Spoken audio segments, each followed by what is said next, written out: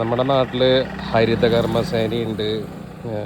ഞാനിപ്പോൾ വടക്കാഞ്ചേരി മുനിസിപ്പാലിറ്റിയിലാണ്. അവിടെ ഹരിതകർമ്മസേനയുണ്ട്. നമ്മുടെ അവിടെ ഒരു എൻ്റെ വീടിൻ്റെ അടുത്തിന് ഒരു തോടുണ്ട്. ആ തോടിൻ്റെ ഒരു ഭാഗമാണ്. അവിടെ അടിഞ്ഞു കിടക്കുന്ന പ്ലാസ്റ്റിക് സാധനങ്ങളാണ് അറ്റത്.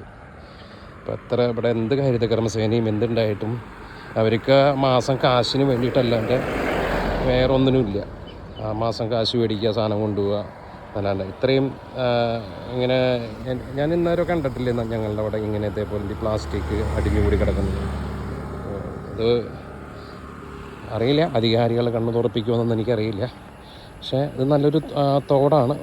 അപ്പോൾ ആ തോട് കാണാൻ വന്നപ്പോൾ കിട്ടിയൊരു അനുഭവമാണ് കേട്ടോ അത്. അതാണ് ഞാനത് വീഡിയോ എടുത്തത്. ഞങ്ങളുടെ അവിടെ ഉള്ളൊരു തോടാണ്. അത് വളരെ നല്ല രസമായിട്ടുള്ളതാണ്. പണ്ട് കാലത്ത് നമ്മളിവിടെയൊക്കെ കുളിച്ചേർന്നു. അത്രയും ബ്യൂട്ടിഫുള്ളാണ് കേട്ടോ അമ്പലപുരം. അത്രയും ബ്യൂട്ടിഫുള്ളാണ്. അമ്പലപുരത്തിൻ്റെ ഒരു പാടക്കാഴ്ചയാണ്.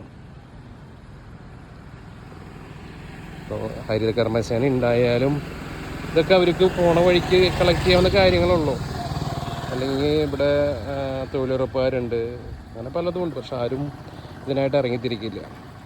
അതാണ് നമ്മുടെ നാടിൻ്റെ ഏറ്റവും വലിയ ശാപം. കാശ് അതിനപ്പുറം വേറെ ഒന്നുമില്ല. എല്ലാം പൈസയിലൂടെയാണ്.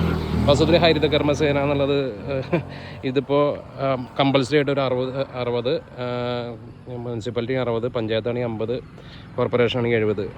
അവർക്ക് ഒരുപാട് നിബന്ധനകൾ അവർ വെച്ചിട്ടുണ്ട്. ഒരു ചാക്കിൽ കൂടുതൽ എടുക്കില്ല, ഒരു വീട്ടിൽ നിന്ന് ഒരു പ്രാവശ്യം വരുള്ളൂ. അപ്പോൾ അതിലുപരി നമ്മളുടെ പരിസരം വൃത്തിയാക്കുക എന്നുള്ള കാര്യം കൂടിയും അവർ ഏറ്റെടുത്ത് കഴിഞ്ഞാണ്ടല്ലോ ഒരുപാട് മാറ്റങ്ങളുണ്ടാവും. തൊഴിലുറപ്പുകാർക്കും ചെയ്യാൻ പറ്റാവുന്നൊരു കാര്യമാണ്.